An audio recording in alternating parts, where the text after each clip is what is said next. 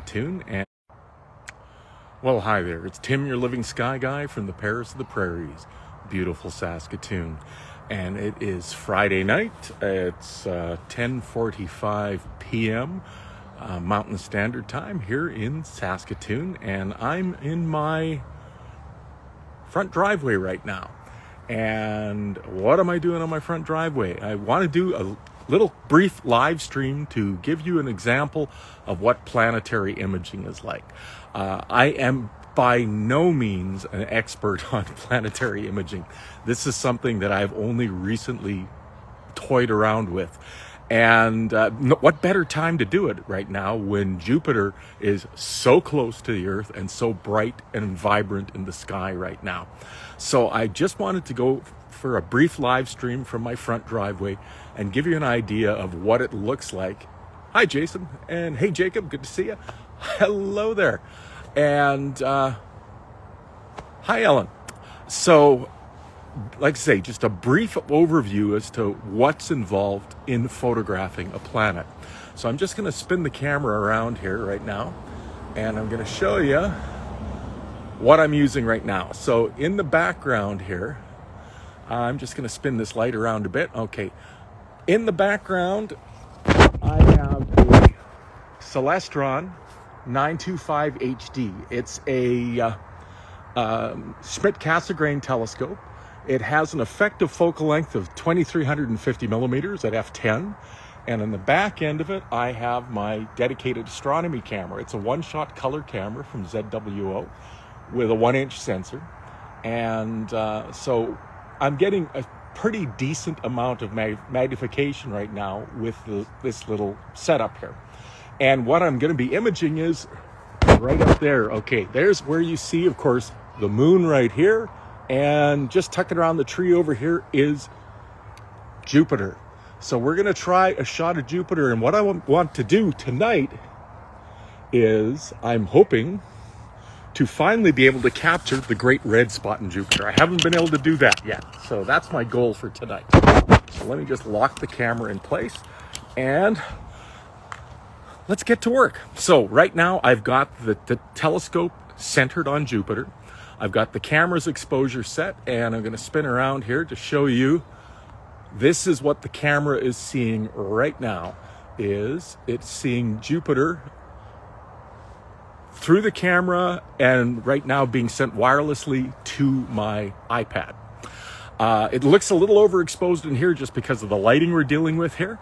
But trust me, I've got the exposure set. My histogram right now is somewhere at around 75%. In fact, I'm going to bring it down just a little bit, so I'm not overexposing too much. Okay. It's fairly centered in the frame. I'm right now set for 720p video. So the reason I'm shooting video is I'm going to shoot a 60-second video at right now roughly 1.5 frames a second. So I'm going to have roughly about 80 frames when I'm done here. So I'm going to push the record button here right now. And now I am recording video. So what's happening is the camera is recording a 60-second video. And then what we're going to do is we're going to take that video. We're going to import it into software that's going to take a look at all of the individual frames from that 60-second video, roughly somewhere around 80 frames. And it's going to use a technique known as lucky imaging. What it's going to do is it's going to analyze those individual frames. It's going to find the best of the best and eliminate the ones that aren't so good, and then stack them all together into one single image. And then I'll do a little basic editing of that one single image. Now I just got to keep an eye here, make sure I'm not going too long. Right now I'm at 52 seconds, 53. I'm going to take this to 60 seconds. Okay, and 60 seconds it is. So now it's finished recording the video. So now what I'm going to do is I'm going to go over here. I'm going to choose planetary. It's going to find that video in the top here. I'm going to select it, and I'm going to push the button here that says stack. So now what's happening is, let me just zoom in a bit here. It is now stacking that video.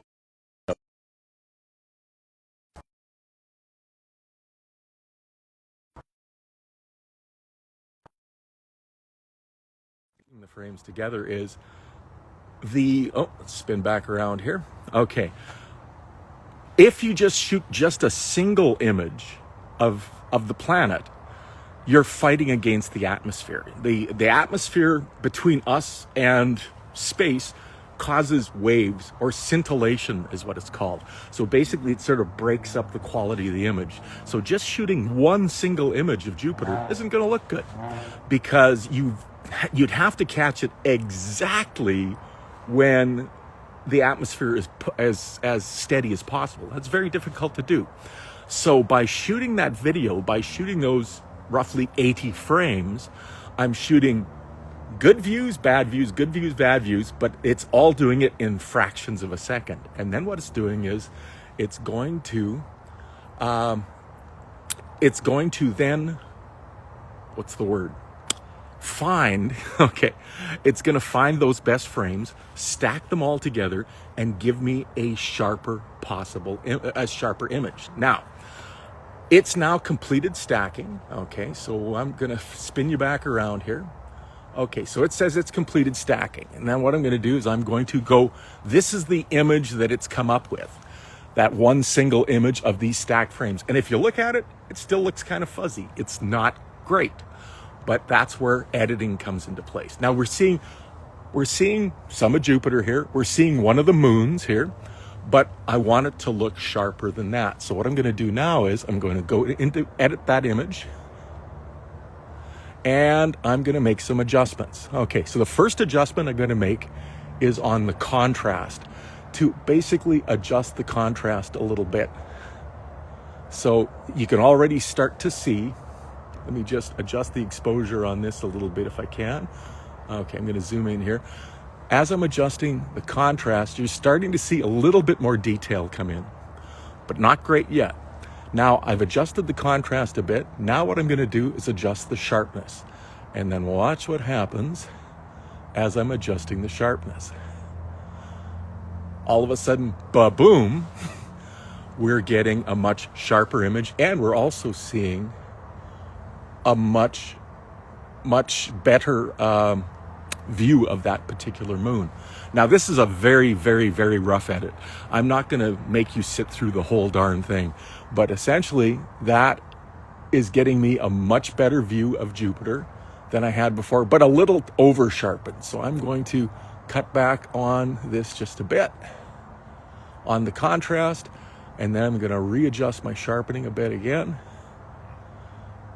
And there we go. And now what I'm going to do is I'm going to send this and share this image. Oops, do it again, into Photoshop Express on my iPad. And then that's going to allow me to further edit that image. And I'm not going to make you sit through that part. Okay. So anyways, that's in a nutshell what's involved in planetary imaging. What you end up with is a much better quality image than you'd get from just taking one single image. And I'm not great at this yet. When you see the image posted, it's going to look okay, but it's not going to look great because I'm still practicing, I'm still learning, and seeing some of the images that my compatriots are posting make mine look like crap. But it's my crap, and I'm really pleased with the results I've been getting, considering I've only really been doing planetary imaging now for just a couple of weeks. But anyways, that's my little bit of a live stream for tonight. I want to thank you for joining me. And if you haven't had a chance to take a look outside at Jupiter, take a look. Look out. You've got that almost full moon happening, and just above it and to the left, you're going to see that really bright looking star. And that really bright looking star is Jupiter. And if you want to see another planet, look due south and a little bit lower than the moon. And that really bright looking star there that you see will be the planet Saturn.